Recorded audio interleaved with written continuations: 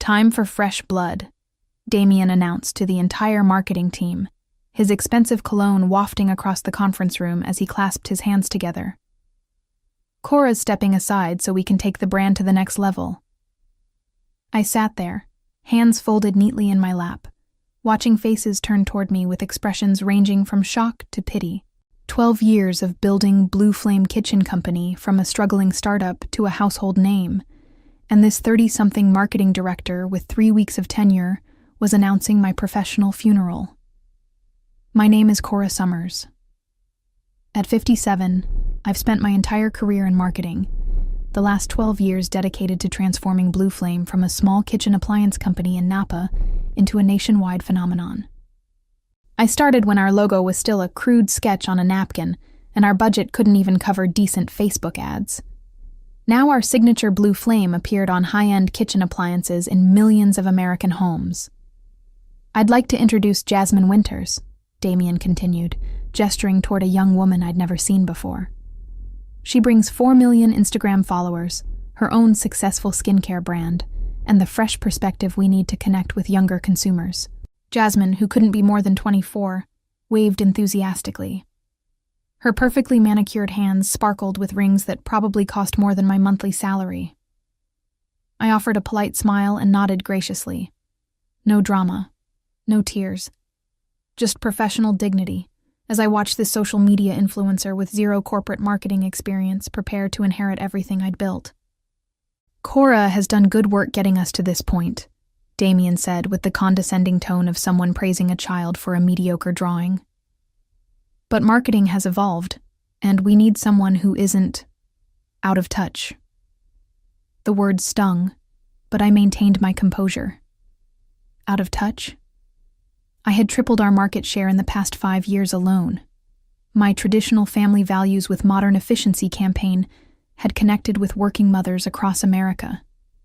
The Flame of Inspiration slogan I created now appeared on every product we shipped. As the meeting wrapped up, colleagues approached with awkward condolences. I assured them I was fine, that change was inevitable in business. But inside, I felt a cold fury building, not because I'd been replaced, but because of the casual disrespect of my contributions. What Damien didn't know, what no one in that room realized, was that I had seen this coming months ago. The warning signs were there, whispered conversations that stopped when I approached, the hiring of consultants to review marketing performance, Damien's arrival, and I had prepared accordingly. As I packed my office that afternoon, I smiled at the irony. They thought I was finished. They had no idea I was just getting started.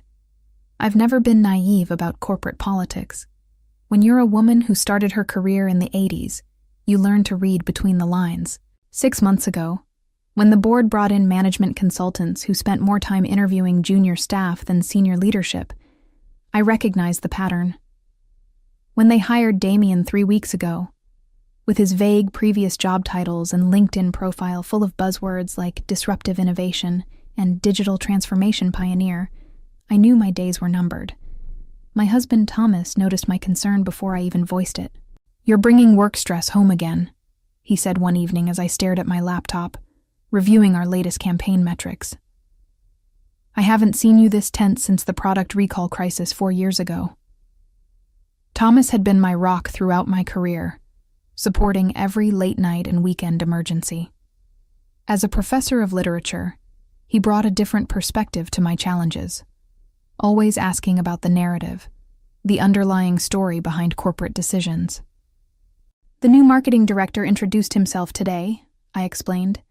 "He asked how we've managed without proper social media integration, and whether I was comfortable with digital analytics. I've been running cross-platform campaigns and analyzing customer engagement metrics since before he graduated college." "Sounds like he's building a case," Thomas observed. "What's your plan?" That was always his question. Never, "How are you feeling?" but "What's your plan?" It was his way of reminding me that I always had options. The next day I called Franklin Johnson, an attorney who had previously advised our company.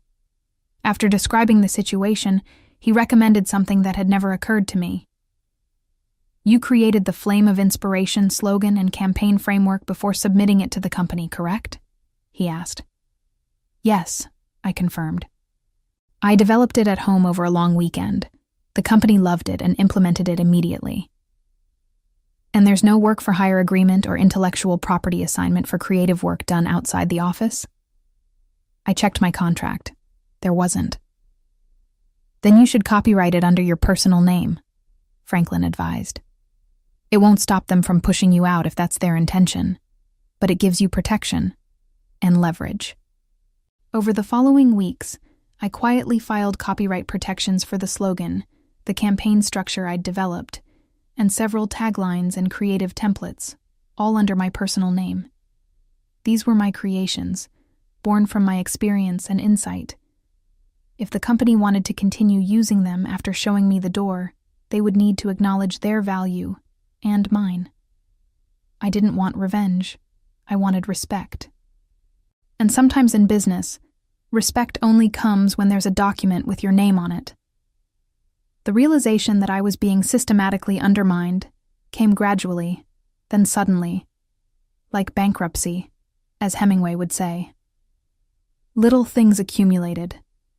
My invitation to the quarterly strategy meeting was accidentally overlooked. My recommendations for the holiday campaign were still under review, while Damien fast-tracked his own ideas. Junior team members who used to seek my guidance now directed their questions to him, or avoided my office altogether. Then came the final confirmation. I overheard Damien speaking to our CFO in the break room. We need to skew younger with everything. Products, messaging, team members, he said, not noticing me in the hallway.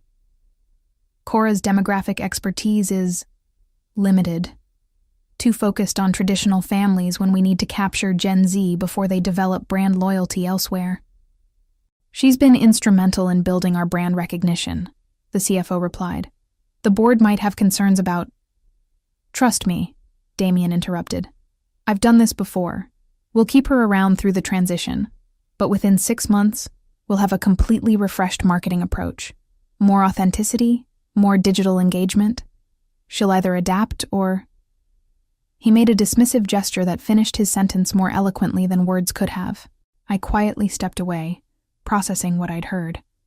It wasn't just about bringing in fresh blood. It was about erasing what I'd built and starting over. The irony was that our most successful demographic was women aged 35-55, not the younger audience Damien was so eager to pursue. Our market research showed they had the purchasing power and interest in high-quality kitchen appliances.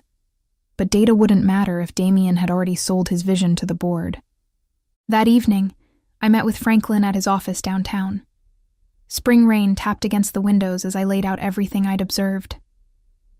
Classic case of ageism wrapped in business speak, he said, leaning back in his chair. Unfortunately common, especially in marketing. I've seen it dozens of times. I've copyrighted the creative elements as you suggested, I said.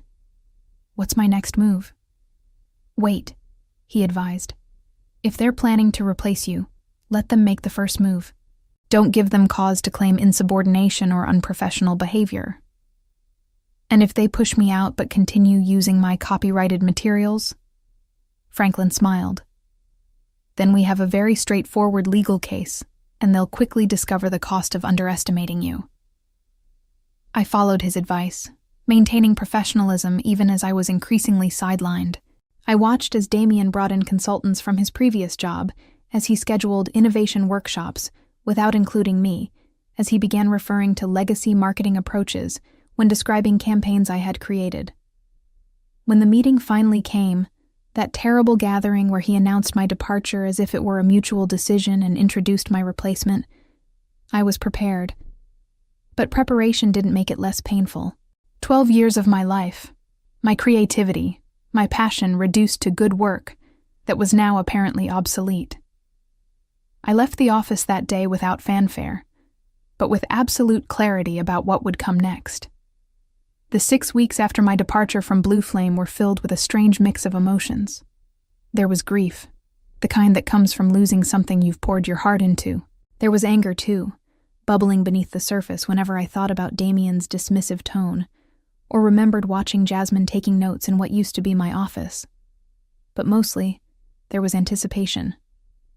I knew what was coming. I spent my newfound free time reconnecting with industry contacts, updating my portfolio, and consulting with Franklin about precisely how events might unfold. Thomas encouraged me to take time for myself. "You've earned a break after 12 years. But relaxation felt impossible. I was waiting for the inevitable. It came on a Tuesday morning. Thomas called me into his home office where he was browsing the internet. "They've launched the new campaign," he said, turning his screen toward me. There it was, Blue Flame's bold new direction. The website had been redesigned with more white space and contemporary fonts, but the content was unmistakable. The Flame of Inspiration slogan remained front and center. The campaign structure, my 3-tiered approach highlighting quality, convenience, and community, was intact. They'd even kept my tagline, "Where culinary dreams ignite." The only significant change was the messenger. Jasmine's face appeared throughout the site, demonstrating products in expertly lit kitchen settings. A video showed her explaining how Blue Flame had revolutionized her cooking experience, though I doubted she'd known the brand existed 3 months ago. "They didn't even bother to rename anything," I said, my suspicions confirmed. "They just slapped a new face on my work." Thomas squeezed my shoulder. "Your move, then?" I nodded and called Franklin. The cease and desist letter went out that afternoon, delivered to Damien, the executive team, and the board of directors simultaneously. Franklin's language was precise and unemotional, laying out exactly which elements of the campaign were my copyrighted intellectual property and demanding immediate removal from all platforms. The response came within hours, not from our corporate legal team as I'd expected, but from Damien himself. His email bristled with indignation. "This is a transparent attempt at extortion," he wrote. "All materials were created as work for hire under your employment contract. The company will vigorously defend its intellectual property rights." Franklin forwarded me the message with a single comment. He didn't consult legal before responding. "This works in our favor." He was right. By the next morning, Blue Flame's actual attorneys had reached out requesting an urgent meeting. They weren't nearly as confident as Damien about the company's position. The Zoom call that followed was tense, but professional. I sat in Franklin's office as he calmly explained that the copyrighted elements were created outside of work hours, prior to submission to the company, without any specific work-for-hire agreement covering such activities. He presented the copyright certificates with their filing dates, all preceding my departure by several months. "Ms. Summers is open to licensing these materials," Franklin concluded, "but continuing to use them without agreement constitutes willful copyright infringement, with potential statutory damages of up to $150,000 per work infringed." The company's lead attorney, Eleanor, asked for time to confer with the executive team. Her expression told me everything. They hadn't expected this complexity. They'd assumed anything I created automatically belonged to Blue Flame. "Of course they did," Thomas said when I recounted the meeting that evening. "They thought they owned you. So naturally, they thought they owned your ideas too. I didn't want to destroy what I'd built. But I needed them to understand that discarding me didn't mean they could keep the best parts of my work without acknowledgement." The company had 24 hours to respond before we filed a formal infringement claim. As I waited, I wondered whether Damien had bothered to investigate what out of touch really meant. The following day passed without word from Blue Flame. Franklin advised patience, but by evening my nerves were frayed. I kept checking my phone, expecting a call that never came. Thomas suggested dinner at our favorite Italian restaurant to distract me, and I reluctantly agreed. We were halfway through our pasta when my phone finally rang. The screen displayed a name I hadn't expected, Vivian Harper, Blue Flame's board chair. "I need to take this," I told Thomas, stepping outside onto the restaurant's patio. "Cora," Vivian began, her normally confident voice sounding strained. "I hope I'm not interrupting your evening." "Not at all," I replied, watching through the window as Thomas ordered another glass of wine. "How are you, Vivian?" "Honestly, dealing with a situation that should never have happened. I've just come from an emergency board meeting regarding your copyright claim. My heart pounded as I waited for her to continue. The board was never informed about your departure, she said. Damien told us you had chosen to retire and were helping with the transition. When we received your cease and desist letter, well, it raised some significant questions. I absorbed this information silently. So Damien had lied not just to the team, but to the board as well. Our legal team has reviewed your claim, Vivian continued. They believe you have a strong position. The campaign has been pulled from all platforms while we determine next steps. I see, I said, maintaining my professional tone despite the surge of vindication I felt. Cora, you built this brand. Your marketing vision defined Blue Flame. The board recognizes that and values your contribution. She paused. We'd like to discuss options for moving forward that could benefit both parties. I'm listening, I said. We're proposing a licensing agreement for your copyrighted materials, with appropriate compensation. Additionally, we'd like to offer you a position as Chief Brand Officer, reporting directly to the board, not to Damien. The offer took me by surprise. Chief Brand Officer was a promotion, with greater authority than I'd previously held.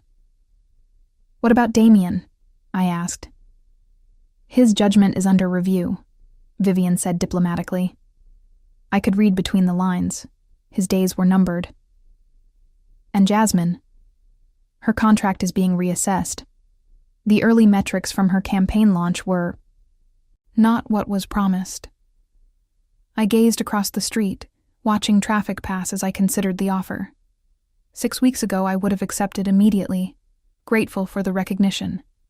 Now, I wasn't so sure. I appreciate the offer, Vivian. I'll need time to consider it. Of course, she said, but please know that the board values your expertise. What happened was a serious misstep that doesn't reflect our appreciation for everything you've built. After we hung up, I returned to Thomas, who raised an eyebrow expectantly. They pulled the campaign, I explained, and offered me a promotion to Chief Brand Officer, reporting to the board. Congratulations, he said, raising his wine glass. Though I'm guessing from your expression that you're not accepting. He knew me too well. During my weeks away from Blue Flame, I'd received calls from several companies interested in my expertise. One in particular, KitchenCraft, a smaller but rapidly growing competitor, had made an intriguing offer. I'm meeting with KitchenCraft tomorrow, I said. Their CEO wants to discuss an executive position. Thomas nodded. A fresh start might be what you need. Somewhere your value won't be questioned. I took a sip of wine, contemplating the irony of the situation. Damien had pushed me out seeking fresh blood, only to find himself in a precarious position. Meanwhile, I potentially had multiple executive-level opportunities to choose from. Sometimes, being out of touch meant simply being beyond the reach of those who failed to appreciate your worth. The KitchenCraft headquarters occupied a renovated industrial building on the outskirts of Napa. Unlike Blue Flame's sterile corporate environment, their space featured exposed brick, warm lighting, and a fully functional test kitchen where new products were developed and showcased. Erica Donahue, KitchenCraft's CEO, greeted me in the lobby. At 62, she represented everything corporate America often overlooked: experience, wisdom, and the kind of strategic thinking that came from navigating business challenges across decades. Thanks for coming, Cora, she said, leading me through the office. I've admired your work at Blue Flame for years. Their loss is potentially our gain. The tour ended in their test kitchen, where Erica had arranged coffee and pastries. As we sat at the central island, she explained KitchenCraft's position in the market. Smaller than Blue Flame, but growing steadily, focused on quality craftsmanship and sustainability rather than mass production. We're at a turning point, Erica explained.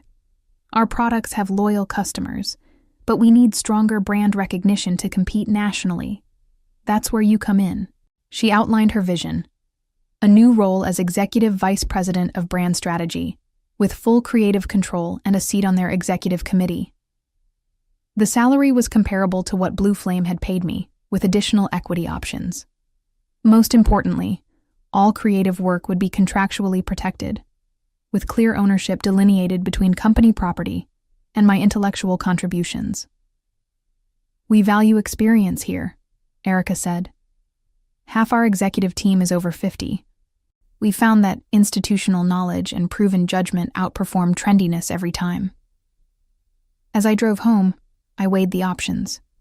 Blue Flame's offer represented vindication, a public acknowledgement that pushing me aside had been a mistake. Kitchencraft offered a fresh start with a company whose values seemed more aligned with mine. Both were flattering. Both had advantages. When I walked through our front door, Thomas was waiting with news of his own. "Franklin called," he said. "Apparently there's been another development at Blue Flame." I called Franklin immediately, putting him on speakerphone. "The plot thickens," he said.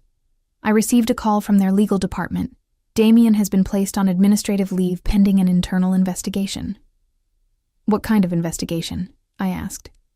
"They're examining communications between Damien and Jasmine prior to your departure. It seems they may have had a personal relationship that wasn't disclosed when he pushed for her hiring." I shook my head, thinking of how Damien had preached about authenticity, while potentially orchestrating my replacement for personal rather than professional reasons. "There's more," Franklin continued. "Vivian Harper asked if you'd be willing to meet with the board directly before making your decision about their offer." "When?" "Tomorrow morning. I get the impression they're quite eager." After hanging up, I turned to Thomas, who had been listening silently. "What are you thinking?" he asked. "I'm thinking I need to hear what the board has to say," I replied. "But I'm also thinking Kitchencraft might be the right move regardless." Thomas nodded. "Either way, you're negotiating from strength now. That's quite a turnaround from 6 weeks ago." He was right. 6 weeks ago, I'd been packing my office, dismissed as irrelevant by a man half my age. Now I had multiple executive opportunities, and the satisfaction of knowing my strategic foresight had paid off. The next morning, I dressed carefully for my meeting with Blue Flame's board, a navy blue suit that projected confidence without appearing unapproachable. As I fastened my grandmother's pearl earrings, I thought about how this day might unfold. Whatever happened in that boardroom, one thing was certain. I would never again allow anyone to underestimate the value of my experience. Age wasn't a liability. It was my greatest asset. And after today, everyone involved would understand that. The Blue Flame boardroom felt smaller than I remembered. 10 people sat around the polished table, with Vivian at the head. Damien's seat was conspicuously empty. I recognized most of the faces, people I'd worked with for years, who had apparently been unaware of how I'd been pushed aside until legal issues forced it into the open. "Thank you for meeting with us, Cora," Vivian began. "We wanted to speak with you directly, without intermediaries." I nodded, maintaining a professional composure despite the tension in the room. "I'll be direct," she continued. "Damien misrepresented several situations to this board. He claimed you had chosen to retire. He portrayed the Jasmine Winters hire as a strategic partnership rather than a replacement. And he assured us that all marketing materials were unquestionably company property." One of the other board members, Harold, leaned forward. "The campaign has been completely pulled. Our social media accounts are dormant. The influencer contract is suspended. And our Q2 product launch is now without marketing support. Frankly, we're in a difficult position." "I understand," I said simply. "We're prepared to offer you the Chief Brand Officer position with a significant compensation increase," Vivian said. "Additionally, we'll purchase your copyrighted materials outright at market value, with full attribution in all future uses." I took a moment before responding. "I appreciate the offer.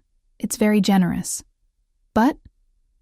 Vivian could clearly sense my hesitation. "But I've accepted an executive position with Kitchencraft," I said.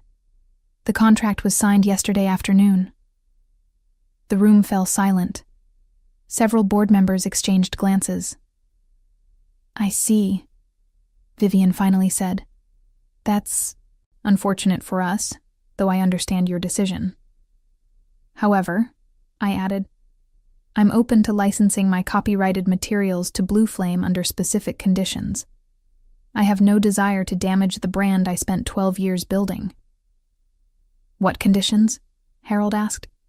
I outlined my terms.